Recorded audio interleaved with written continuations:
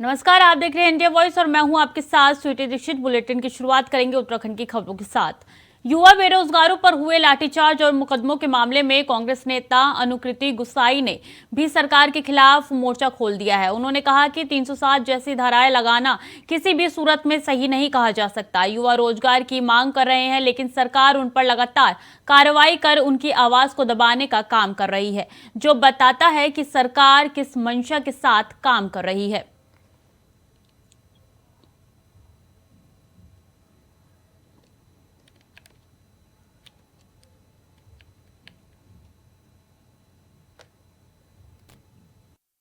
कि मैं सोचती हूँ कि 307 जैसा क्रिमिनल ऑफेंस और उस तरीके की धारा लगाना अपने आप में कितनी गलत बात है यार।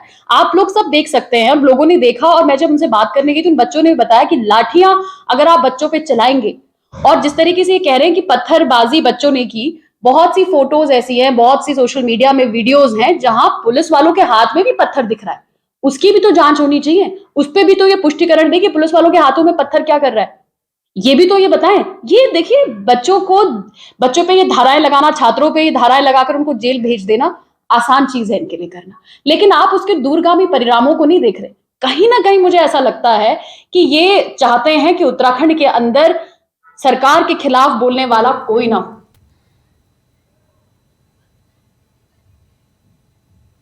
उत्तराखंड में चल रहा मेगा प्रोजेक्ट जल्द ही उत्तराखंड की सूरत बदल देंगे। कुमायूं में बन रहे भारत नेपाल कॉरिडोर, मानसखंड कॉरिडोर के अलावा देहरादून दिल्ली इकोनॉमिक कॉरिडोर राज्य के विकास को एक नया आयाम देंगे। इन तीनों प्रोजेक्ट्स के स्टेट्स को लेकर प्रमुख सचिव आर.के. सुधांशु ने जानकारी दी और कहा कि सड़क बनने से उत्तराखंड और नेपाल के बीच आसानी से आवागमन हो सकेगा और सबसे बड़ी बात, जो व्यापार है उसको भी बड़ा फायदा मिलेगा।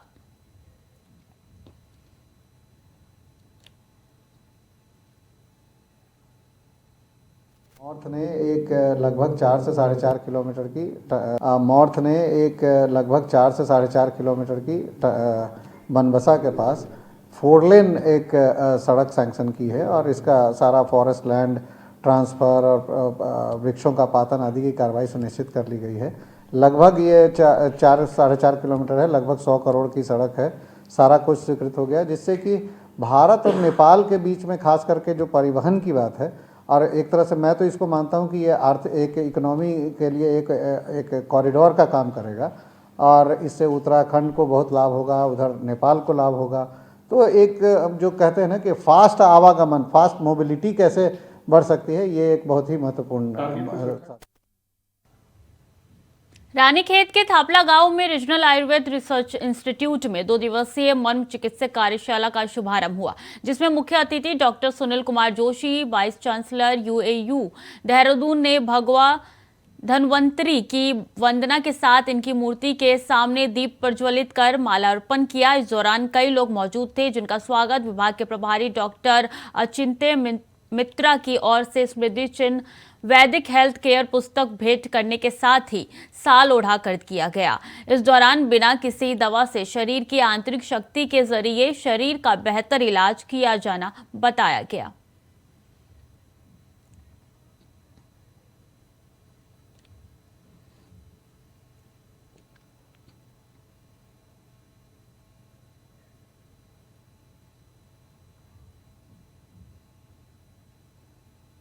तो आपको बता रहे हैं, रीजनल आयुर्वेद रिसर्च इंस्टीट्यूट का शुभारंभ हुआ है। इसमें कैसे शरीर के आंतरिक से आप लड़ सकते हैं, इसका बताया गया है। इस चिकित्सक कार्यशाला का शुभारंभ किया गया है, तो रानीखेत में इसका शुभारंभ किया गया है। रीजनल आयुर्वेद रिसर्च इंस्टीट्यूट में इसका शुभारंभ हुआ है। तो उत्तराखंड से खबर हम आपको बता रहे हैं, बिना किसी दवा से होगा बेहतर इलाज। तो एक बड़ी कामयाबी की ओर कि किस तरीके से बिना किसी दवा को खाए आप जो है अपने शरीर की आंतरिक जो भी आपकी बीमारी है उसको दूर कर सकेंगे। मर्म चिकित्सा विश्व की सबसे प्राचीनतम चिकित्सा पद्धति है। यदि हमें सबके लिए स्वास्थ्य की जो परिकल्पना है उसको सिद्ध करना है, तो मर्म चिकित्सा और जितनी भी वैदिक चिकित्सा पद्धतियाँ हैं उनका आश्रय लेना पड़ेगा। और आज यदि हम कहते हैं कि भाई आयुर्वेद के माध्यम से आयुर्वेद को यदि राष्ट्रीय और अंतर्राष्ट्रीय पटल पर स्थापित करना है, तो मर्म का इंक्लूजन इसमें बहुत ज़रूरी है। ये non pharmacopoeial way of healing है, और इसमें बिना किसी अतिरिक्त संसाधनों के लिए हम सबको स्वास्थ्य की जो कल्पना है उसको आसानी से पूरा कर सकते हैं। और ऐसी ऐसी बीमारियां जो अन्य चिकित्सा पद्धतियों के माध्यम से ठीक नहीं होती वो मर्म चिकित्सा के माध्यम से ठीक होती है। उत्तराखंड कांग्रेस मुख्यालय में कांग्रेस के राष्ट्रीय प्रवक्ता अभय दुबे ने प्रेस कॉन्फ्रेंस कर बीजेपी पर निशाना बोला है। मीडिया से बातचीत में उन्होंने कहा कि फरवरी 2016 में प्रधानमंत्री नरेंद्र मोदी ने उत्तर प्रदेश के बरेली में किसानों की आमदनी दोगुनी करने का वादा किया था, लेकिन किसानों की आय दोगुनी होने के बजाय किसानों की रोजाना की आमदनी महज 27 रुपए रह गई है, जबकि अडानी की संपत्ति 100 गुना से ज्यादा हो गई है। इतना ही नहीं, अडानी 602 नंबर से उठकर सीधा 2 नंबर पर आ गए हैं। इसका सीधा मतलब यह है कि केंद्र सरकार ने अडानी अनैतिक को लाभ पहुंचाया है। लिहाजा ये तमाम बातों से साबित होता है कि प्रधानमंत्री नरेंद्र मोदी के कर्तव्य और व्यवहार में जमीन आसमान का फर्क है।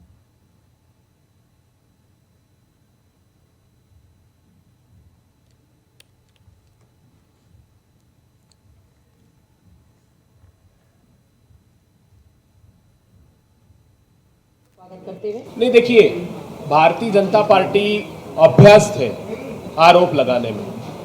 आप जैसे अभी बीबीसी पर रेड या सर्वे की कार्रवाई की भाजपा सरकार ने, क्या कहते हैं कि ये देश पर हमला है, देश पर आक्रमण कर रहे हैं। इसके पहले न्यूज़ लॉन्ड्री, न्यूज़ क्लिक, जो दोनों समाचार पत्र हैं डिजिटल, उन पर एक्शन लिया। आप उठाकर देखिएगा प्रेस कॉन्फ्रेंस।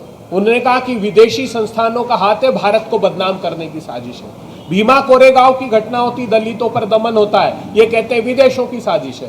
हाथरस का बलात्कार के कांड में भी अगर आप देखेंगे तो सूत्रों के हवाले से खबर 100 करोड़ रुपए विदेशों से आया, बैंकों के नाम तक गिना दिए इन्होंने कि विदेशी साजिश है। अरे कब तक विदेशी साजिश का राग आप अलापेंगे? आप खुद इस देश के साथ साजिश कर रहे हैं जो बेनकाब हो रही, जिसका मुखौटा उतर रहा है। नहीं, देखिए,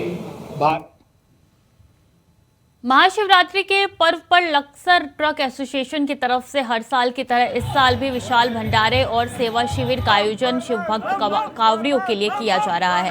आपको बता दें, हर साल महाशिवरात्रि पर हजारों कांवड़िए हरिद्वार के हर की पैड़ी से गंगाजल लेकर उत्तराखंड और उत्तर प्रदेश के कई इलाकों में पहुंचते हैं, जो लक्सर से होकर गुजरते हैं। ऐसे में कांवड़ियों की सेवा के लिए ट्रक एसोसिएशन की तरफ से ये आयोजन किया जा रहा है।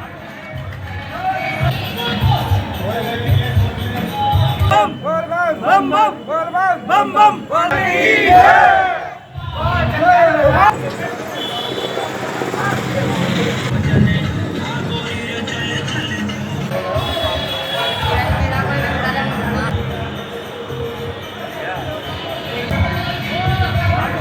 तो कांवड़ियों के लिए ये आयोजन किया जा रहा है। आपको बता दें कि शिवरात्रि आने वाली है, जिसको लेकर हर की पैड़ी से गंगाजल लेकर तमाम कांवड़िया जो हैं वो उत्तराखंड और उत्तर प्रदेश के कई स्थानों पे पहुंचते हैं, जिसको लेकर ये ट्रक एसोसिएशन ने बड़ा विशाल भंडारा किया है।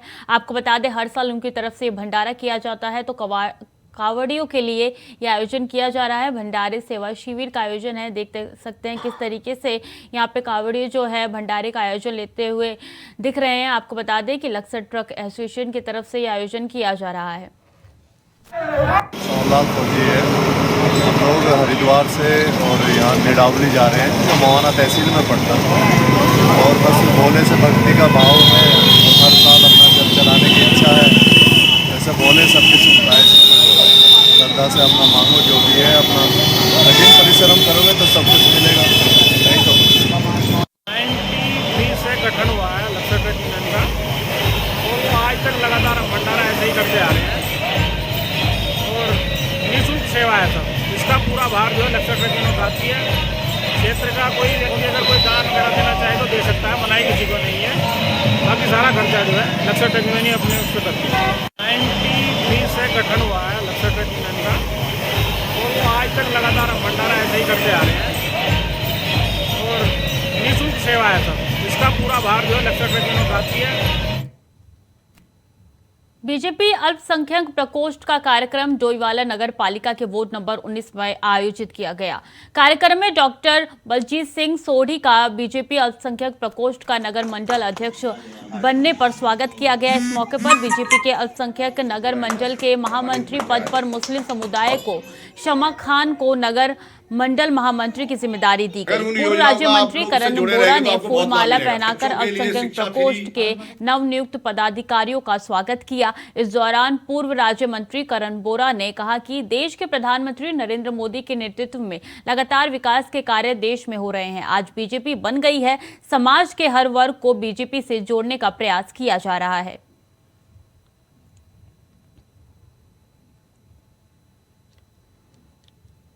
कि भारतीय जनता पार्टी आज विश्व की सबसे बड़ी पार्टी हो गई है और माननीय मोदी जी के नेतृत्व में किस प्रकार से विकास के कार्य पूरे समाज के बीच में, पूरे देश में हो रहे हैं, आप सब लोग को विदित है। माननीय मोदी जी ने पूरे देश में हर वर्ग को अपने साथ में जोड़ा है, हर जाति धर्म के सब लोगों को अपने साथ में जोड़ा है। और भारतीय जनता पार्टी के जो राष्ट्रीय अध्यक्ष हैं माननीय जेपी नड्डा जी, उन्होंने समाज के हर वर्ग को भारतीय जनता पार्टी से जोड़ने का जो प्रयास किया है आज पूरे देश में दिखाई दे रहा है। उसी कार्यक्रम के तहत आज डोईवाला में भारतीय जनता पार्टी अल्पसंख्यक प्रकोष्ठ के सम्मानित अपने डॉक्टर BS सोढी जी अध्यक्ष बने हैं। इनको मैं इस कार्यक्रम के माध्यम से शुभकामनाएं। मैं ऐसे वर्ग में, ऐसे उसमें धर्म में पैदा हुआ हूँ कि जिसका एक ही है उद्देश्य रहा है गुरु नानक जी का लेके कि मानस की जात सब एक पहचान वो, और वही बात हमारे मोदी जी लेकर चल रहे हैं। वे सभी धर्मों का सबका साथ, सबका विकास और सबका विश्वास जीतने के लिए।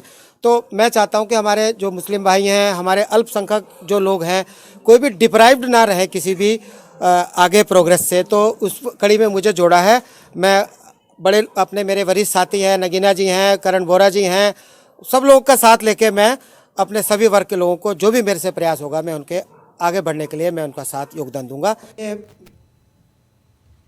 सितारगंज में NH 74 पर बाइक सवार को अज्ञात वाहन ने टक्कर मार दी, जिससे कि एक की मौत हो गई, वहीं दूसरे बाइक सवार गंभीर रूप से घायल हो गए, जिसके निजी अस्पताल में भर्ती कराया गया, जहां मृतक को सामुदायिक स्वास्थ्य केंद्र सितारगंज लाया गया, जहां इलाज जारी है। वहीं पुलिस ने शव को कब्जों में लेकर जांच शुरू कर दी है।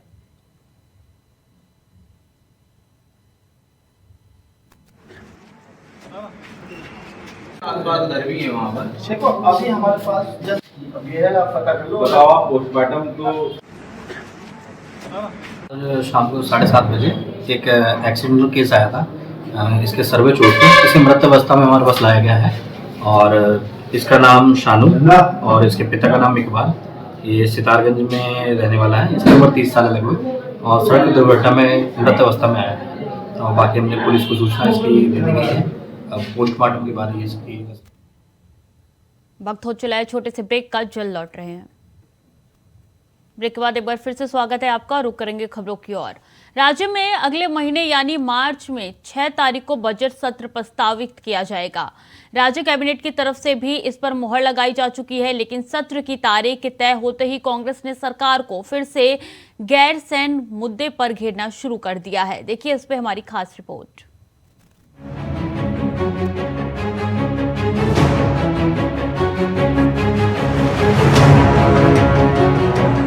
तो तय हुआ है कि बजट सत्र में गैरसैंण की वीरानगी टूटेगी। जी, क्योंकि राज्य में अगले महीने यानी मार्च में 6 दिन का बजट सत्र होने जा रहा है। यानी हमारे आपके माननीय पहाड़ चढ़ने जा रहे हैं। बकायदा राज्य कैबिनेट की तरफ से भी इस पर मुहर लगाई जा चुकी है, लेकिन सत्र की तारीख तय होते ही विपक्ष में बैठी कांग्रेस ने अपनी बाहें चढ़ाते हुए सरकार को फिर गैरसैंण मुद्दे पर घेरना शुरू कर दिया है। तो मत तो ये कि अगर गैरसैंण को लेकर मंशा पर शक नहीं, इसकी समय सीमा 6 दिन ही क्यों? क्या 6 दिन में गैरसैंण के रास्ते पहाड़ का विकास हो जाएगा? विपक्ष कह रहा है कि सरकार सिर्फ औपचारिकताओं को पूरा करना चाहती है, उसका गैरसैंण से कोई सरोकार नहीं है। सरकार के लिए गैरसैंण तो गैर है। ग्रीष्मकालीन राजधानी घोषित करने के बाद भी वहाँ से राजधानी एक दिन भी संचालित नहीं हुई, तो ये सरकार का वास्तविक चेहरा जो है आम जन के सामने आ रहा है। हम गैरसैंण के अंदर जो सत्र हो रहा है पूरी तरीके से तैयार है और सरकार को घेरने का काम। सर इस बार पहले तो 2.5 साल बाद सत्र हो रहा है, एक दिन का सत्र नहीं लगाया गया, केवल चुनावी शगुफे के रूप में मैं देखता हूँ। और सत्र चलाने मात्र से वो गैरसैंण ग्रीष्मकालीन राजधानी नहीं बनती। 5 महीने 6 महीने वहाँ सरकारी काम कराइए, मुख्यमंत्री वहाँ रहें, मुख्य सचिव वहाँ रहें, विधानसभा अध्यक्ष वहाँ रहें, वहाँ से सरकारी कामकाज हो, अधिकारी वर्ग वहाँ रहे, वहाँ से पहाड़ का काम कराएं, सरकारी काज वहां से हो, तब हम उसको ग्रीष्मकालीन राजधानी मानते हैं। आप जनता को, लोगों को, आंदोलनकारियों को बेवकूफ क्यों बना रहे हैं? और 6 दिन का सत्र करके आप क्या करना चाह रहे हैं? वैसे गैरसैंण में विधानसभा सत्र आहूत करने को लेकर सरकार पहली बार कटघरे में खड़ी नहीं हुई है। इससे पहले भी कांग्रेस इस तरह के आरोप लगाती रही है, लेकिन इस बार सत्र की समय सीमा पर प्रश्न खड़े कर सरकार की सोच पर सवाल उठाए जा रहे हैं। वो गैरसैंण पर छिड़े सियासी गदर का हिस्सा बन गए। अपनी सरकार के बचाव में सामने आए बीजेपी नेता कहते हैं कि विधानसभा सत्र कितना लंबा होगा, इस बात का निर्धारण सदन में आने वाले बिजनेस पर आधारित होता है। कांग्रेसी गैरसैंण पर घड़ियालू आंसू बहाना बंद करें। कि माननीय मुख्यमंत्री जी की पूर्व की घोषणा के अनुरूप बजट सत्र को गैरसैंण में आयोजित किया जा रहा है और सरकार के द्वारा 13 मार्च से लेकर 18 मार्च तक विधानसभा सत्र की तिथि घोषित की गई है। और जिस प्रकार से अगर विपक्ष उसको मानता है कि कम अवधि का रखा गया है, तो बिजनेस के हिसाब से ही विधानसभा की सत्र की तिथियां तय की जाती हैं और उसके बीच में कार्यमंत्रणा की बैठकें भी होती रहती हैं। और कार्यमंत्रणा की बैठक में अगर इस प्रकार का कोई प्रस्ताव आगे आता है या बिजनेस और होता है तो निश्चित रूप से उसकी अवधि भी बढ़ाई जा सकती है। इसलिए हमारी सरकार की बिल्कुल साफ मंशा है कि गैरसैंण के विकास के लिए, और सरकार ने जो जिस तरह से पूरे उत्तराखंड के जन भावनाओं के अनुरूप बजट बनाने का जो मंतव्य रखा है और जनता से पूछ करके उनकी राय के अनुसार बजट को बनाने की जो कार्रवाई चल रही है, उसकी मुझे लगता है कि उत्तराखंड के अंदर एक ऐतिहासिक बजट माननीय मुख्यमंत्री जी के नेतृत्व में पारित होगा।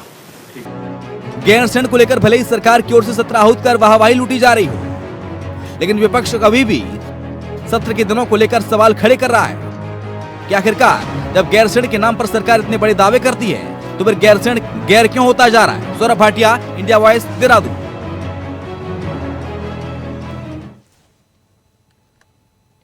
पूर्व कानून मंत्री और बीजेपी नेता सुब्रमण्यम स्वामी ने विधानसभा के बर्खास्त कर्मियों को समर्थन किया है। स्वामी ने एक ही राज्य में एक ही तरीके से कर्मचारियों के लगे होने के अलग अलग भेदभाव होने पर सवाल उठाए हैं। उन्होंने मुख्यमंत्री स्पीकर को पत्र लिखकर बर्खास्त कर्मियों को दोबारा बहाल करने की मांग की है। स्वामी ने विधानसभा अध्यक्ष को पत्र लिखकर अपील की है कि सर्वदलीय बैठक बुलाकर और किसी भी तरीके से जो भी संभव हो कर्मचारियों के पक्ष में वो कार्रवाई की जाएगी।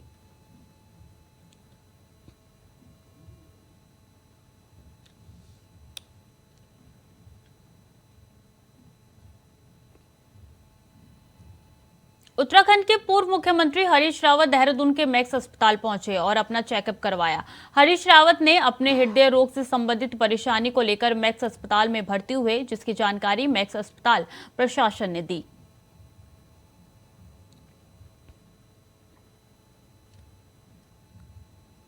मैक्स अस्पताल पहुंचे हरीश रावत अपने रेगुलर चेकअप के लिए। आपको बता दें इस दौरान वो भर्ती हो गए। हृदय रोगी समस्याओं को समाधान करने के लिए वो वहां पे पहुंचे हैं। वो देहरादून के मैक्स हॉस्पिटल में इस वक्त भर्ती है। तस्वीरों के माध्यम से आपको दिखा रहे हैं किस तरीके से वो खाना पीना खा रहे हैं। तो आपको बता दें कि हाथ से जो भी समस्या थी उसका चेकअप करने के लिए वो मैक्स अस्पताल पहुंचे। तो देहरादून के मैक्स अस्पताल से तस्वीरें जो हैं आप तक पहुंच रही हैं। टीवी स्क्रीन पे आप देख सकते हैं किस तरीके से हरीश रावत देहरादून के मैक्स अस्पताल में इस वक्त भर्ती है। तो मैक्स अस्पताल के ये तस्वीरें हम आप तक साझा कर रहे हैं। हरिद्वार के हर की पेड़ी पर हर साल करोड़ों श्रद्धालु गंगा स्नान के लिए पहुंचते हैं। राज्य सरकार हर की पैड़ी को श्रद्धालुओं के लिए और सुविधाजनक और सुगम बनाने की ओर कार्य कर रही है। बुधवार को हुई कैबिनेट बैठक में काशी विश्वनाथ कॉरिडोर और महाकाल कॉरिडोर की तर्ज पर हर की पैड़ी के विस्तारीकरण और सौंदर्यीकरण की योजना पर मुहर लगी है। मुख्यमंत्री पुष्कर सिंह धामी ने जानकारी देते हुए बताया कि हर की पैड़ी को श्रद्धालुओं के लिए और सुगम और बेहतर बनाने की ओर से कार्य किया जा रहा है और जल्द ही इस पर काम शुरू हो जाएगा।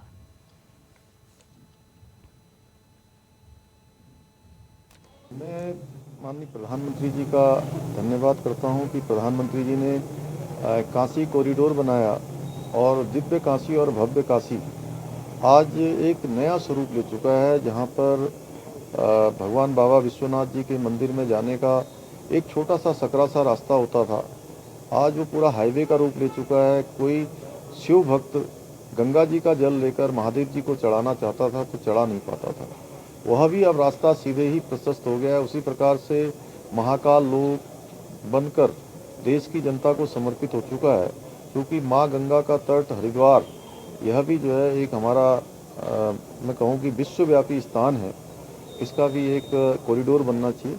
उसके लिए हम लोगों ने कल कैबिनेट से इसका प्रस्ताव पारित किया है कि निकट भविष्य में हमको उसी तर्ज पर गंगा जी का ये तट, ये धर्म नगरी और मैं कहूँ माया नगरी हरिद्वार भी उसी तर्ज पर विकसित हो, उसके लिए हम लोग आगे प्रयास करेंगे। मैं माननीय प्रधानमंत्री बुधवार देर रात गुलदार ने एक बाइक सवार युवक पर हमला कर दिया, जिससे युवक बुरी तरीके से घायल हो गया, जिसके बाद युवक को इलाज के लिए रामनगर के सरकारी अस्पताल में भर्ती कराया गया। जानकारी के मुताबिक शख्स बाइक से मनखेड़ा से दवाई लेकर अपने भाई के साथ वापस अपने घर ज्वाला लौट रहा था। इसी दौरान रास्ते में गुलदार ने युवक पर हमला कर दिया। गुलदार के हमले से युवक की टांग जो है लहूलुहान हो गई। दोनों भाइयों ने शोर मचाया तो गुलदार जंगल की ओर दौड़ भागा, जिसके बाद दोनों भाई अस्पताल पहुंचे और इलाज जारी है उनका।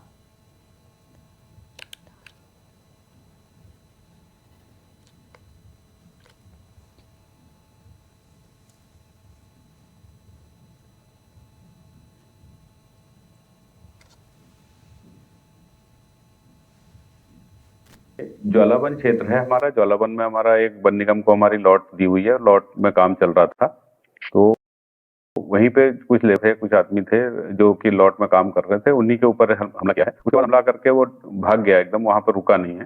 तो देखते हैं, बाकी उन लोगों को अलर्ट कर दिया गया कि भाई गुलदार के एकदम सामने न जाएं और अगर कहीं कोई दिखता तो इस तरह से ग्रुप में रहें, ऐसा ना हो कि दोबारा कोई घटना हो। वो तो आमने सामना, अचानक आमना सामना हो गया, इसकी वजह से ऐसा लगा कि उसने अपने आत्मरक्षा में अटैक किया। उसमें कोई ऐसा इस तरीके का नहीं था मैटर कि उसको मारना चाहते थे।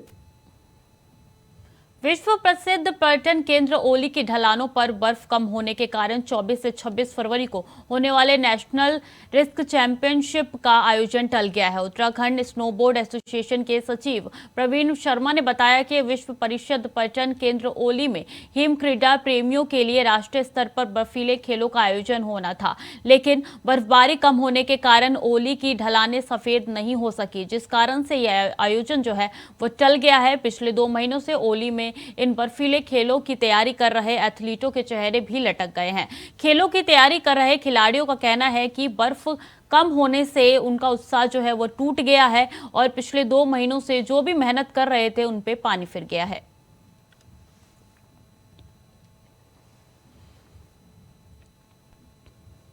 चमोली में नाबालिग लड़की से दुष्कर्म के आरोपी को कोर्ट ने दोषी करार देते हुए 10 साल की सख्त सजा सुनाई है।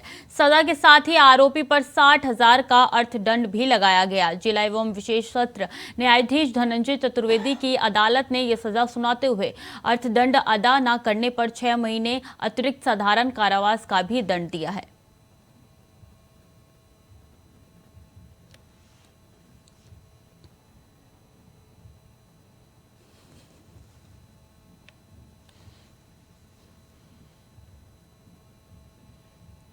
फिलहाल के लिए बुलेटिन में इतना ही। बाकी खबरों के लिए देखते रहिए इंडिया वॉइस।